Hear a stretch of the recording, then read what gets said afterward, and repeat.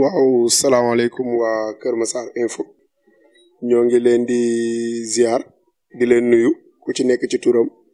di rafetlu seen présence fii maa ngi tudd effectivement Ali Dia di ancien secrétaire général ASC Bokk Jom membre fondateur aussi de l'ASC. Vous avez été secrétaire monsieur tey jii ba léegi nga nekk di gunge xale yi si ASC bi. mais yan jafe-jafe ngeen di rencontré tey jii au moment ba ngeen fubalee Kër Massar ak tey ba ngeen fi génnee dem di fubalee Mbao wala Pikine.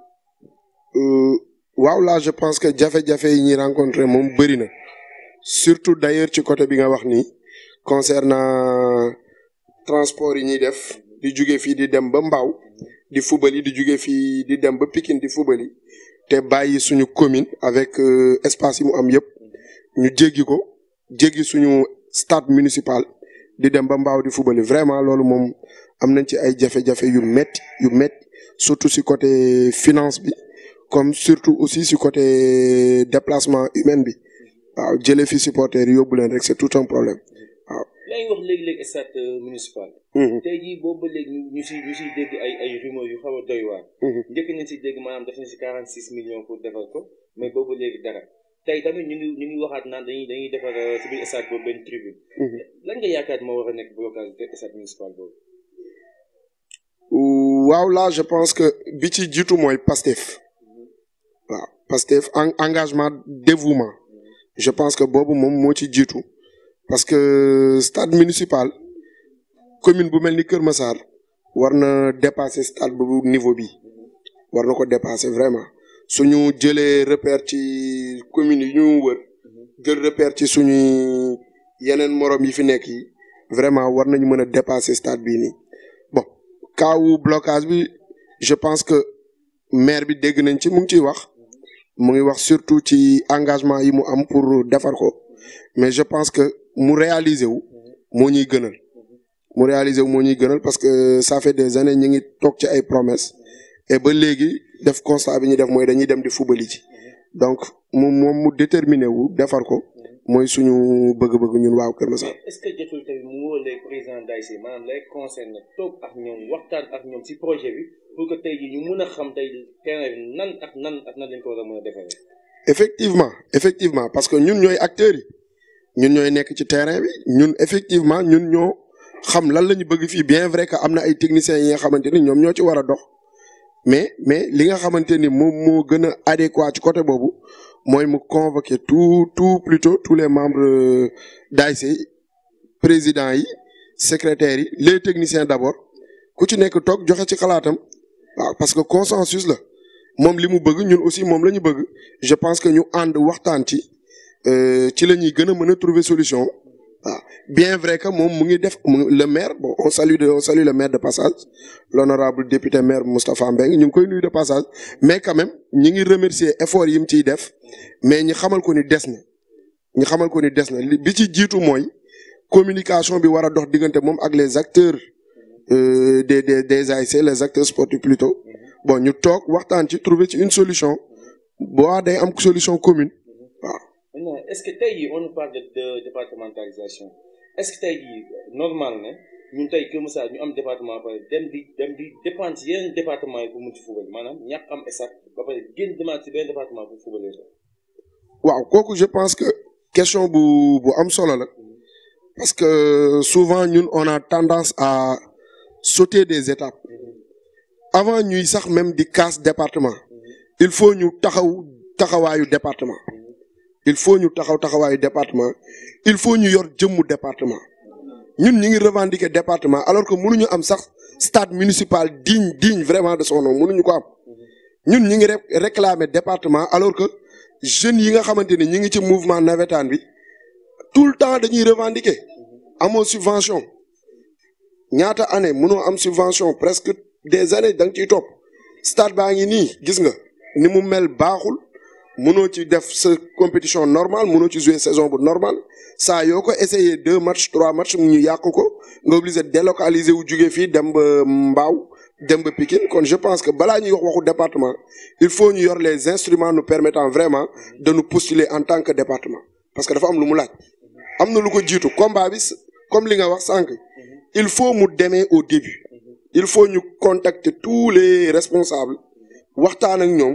ku ci nekk joxe xalaatam am na des périphéries yoo xamante ni il faut ñu régler ko suñ ko régler ba pare nag ci la ñuy soog a engagé combat wu département bi jeunes yëpp war nañ ci taxaw ñëpp a ngi koy kaas maire bi du moom rek moo ko mën a kaas ñun ñëpp mën nañ ci dem ànd ak moom mais dafa am yu des ay manquant il faut ñu régler yooyu ba pare soog a waxu département waaw je pense que loolu moom mooy li gën a jaar waaw. maintenant yow selon yow actuellement fu ñu toll nii lan nga yaakaar ne amaana suñ ko defee dañ mën a maanaam am aboutissement par rapport à notre réclamation. bon loolu moom yaakaar naa ne ñun ñëpp dañ ci tomber d'accord il faut ñu am consensus suñu biir il faut ñu convoquer une grande réunion rassembler tous les membres plutôt des AIC que ça soit les présidents les secrétaires généraux même s'il le faut les présidents des supporters ñu toog waxtaan xam ban bëgg-bëgg la ñu am et je pense que bëgg-bëgg bi sax xam nañ ko mais dañuy dajaloo pour wane ni kat nous sommes unis et suñu objectif lii la ñu am stade tant que loolu mënuñu ko am mënuñu rassembler les zones rassembler les présidents d'AIC combat bi day metti parce que décision yi du jóge ci ñun te buñ koy exécuter aussi bon ay téléspectateurs presque la ñuy doon ci télé yi lañ koy déggee ci journaux yeeg ci rajo yi la ñuy déggee ni def nañ ci stade bi 46 millions ñi ngi defar tribune ñi ngi defar lii alors que ñun waroon nañ ñu convoquer même ñu yëg ko je pense que combat bi li ci jiitu mooy il faut ñu unir suñu bopp nañu dajaloo ñun ñëpp doon benn say yëkkatindoo dóorandoo li ñuy revendiquer mën a yegg waaw loolu moom je pense que mooy solution. mais tey jii ñaa xam am stade est-ce que nekkul benn pression ci AIC c'est-à-dire da ngay xool AIC bi au moment où tey mu war a dem waxtaan ay joueurs pour mën leen a jox daal wala jox leen ay joxe benn somme pour ñëw football ko AIC bi day xaar tey jii dépense yi nga xam ne moom lay def au moment où maanaam au cours du championnat est-ce que tey loolu nekkul benn genre pression ci yéen. bien sûr pression parce que tey xoolal yan AIC fii Kër Massar ñoo fiy dem au niveau départemental di wane seen bopp y en a pas te li koy waral problème bi ci jiitu mooy aspect financier AIC yi amuñu subvention et ce que je vais déplorer AIC yi amuñu sponsoring amuñu sax droit sponsor bu ñu mën a visibiliser ci terrain yi amuñu ko benn ñaareel ba mooy am nañu des moyens et des techniques yoo xamante ne mën nañu utal suñu bopp xaalis mais accompagner wuñu ci commune bi accompagner wuñu ci et même j'irai même au-delà de la commune pour dem vers ODCAV accompagner wuñu si nañ jël exemple si des AIC bu mel ni Bokk Jom il s'était engagé une fois dem indi sponsoram teg anecdote la indi sponsoram teg ñu ne dañuy dem stade pour football yi mais malheureusement dañu tere sponsor bi dugg bi stade et pourtant AIC yi war nañu mën a indil raison de plus dañ ne AIC bu ci nekk mooy utal moyen financier boppam et ñëpp xam nañ sponsor moo yor football moo yor pratiquement sport mairie bi bu ñu jàppalee ci subvention moyen bi mu ñuy jox ñun dañ ciy liggéey générer waat ci beneen fonds mais problème bi moom nga wax léegi mënuñu am des joueurs de qualité joueurs de qualité yëpp yi nekkul Kër Massar pratiquement ñi ngi daw parce que ñi ngi dem ci communes yi nga xamante ni am nañ stade bu baax doo jouer di risquer pour damm wala am beneen cas parce que terrain bi permettre la ngay fubal boo demee di nga am visibilité parce que médias yi dañuy daw si ñëw di nga am sponsor mais suñu nawetaan dundul. loolu la ñu njëkk a remarqué mooy fii ñu sax si AIC Bokk Jom parce que on voit que ni ñi nga xam ne ñoo fi nekkoon amaan doon fubal cadet ba tey di màgg soo xoolee ñu si bëri tey dañoo génn pour lan amaan ñi naan dañu ëpp visibilité ñi naan non c'est que conditions yi nga xam ne moom moo fi nekk la ñi naan duñu fubal suuf lan mooy problème exactement. bon problème bi je pense que énuméré nga ko bi ci jiitu mooy xaalis te moom laa doon wax léegi il faut financièrement ñu am appui il faut ñu am lu ñu may ñu booster suñu équipe démarrer te loolu mu ngi démarrer ci commune bi moom mooy subventionner AIC yi subvention boobu mu ñuy jox dañuy permettre ñun ñu mën a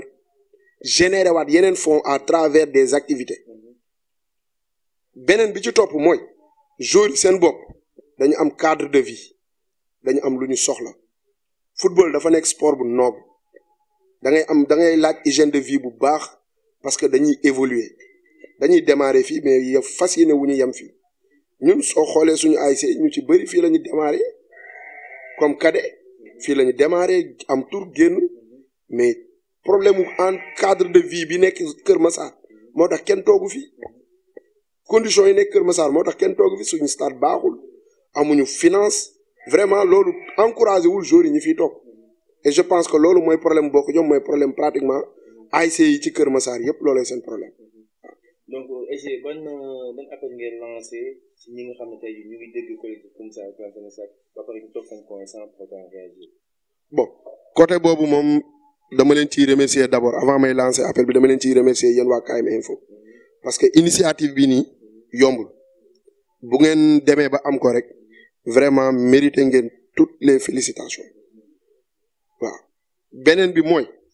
il faut président zone yi d' abord il faut parce que fi mu ne nii ñoom ñoo mën a piloter combat bi président zone yi il faut ñu jug taxaw au-delà de ça il faut ñu regrouper tous les présidents d'ASC il faut ñu regrouper tous les membres du mouvement navétane ñu dem rencontrer le maire toog waxtaan ak moom waxtaan naat ak moom sax laay wax xamal ko ni kat lii ñu bëgg nii